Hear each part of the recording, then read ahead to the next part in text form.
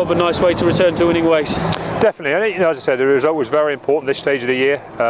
Accumulating points is very important. We're ahead of where we were at this stage last year, and last year, we had a good finish. So I'm pleased with where we are. I'm a little frustrated that we probably didn't ram home some of the advantages we created in the game by getting that fourth try. But again, credit to the players. We were going for it at the end, and it was an exciting finish. So, I think that the importance of the win probably took a little bit of an edge off us. The importance of the result probably took a little bit of an edge off us. But we built a good platform in the first half.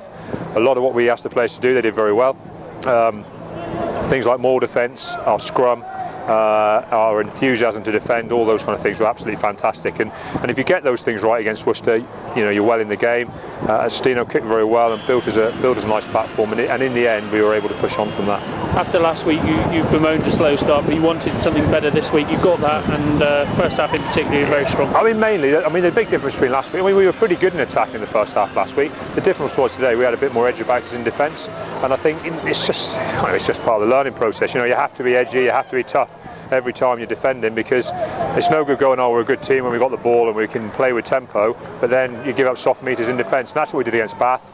That happened less today, and you can see the results.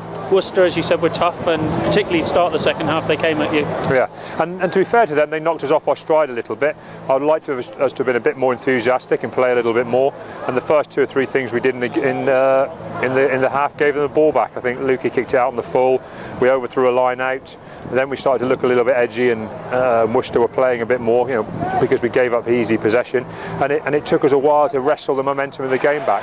When we did, all of a sudden the game exploded again for us, and that's what we've got to learn. We've got to go out there and demand the momentum of the game, and if you demand the momentum of the game, you get it.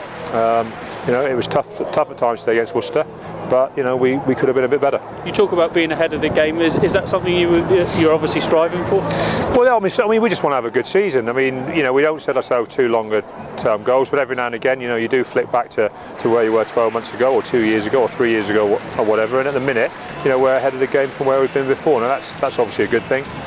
We've got some tough fixtures coming up, but as we stand, we're still a squad that's improving. You've talked about everyone says that we've been on a tough run, but as you see it slightly different, don't you? Yeah, well, the reality is, we also talk here that we've got some very good players, and we'd like a few more players with international recognition. Now, the truth is, the autumn internationals are just around the corner.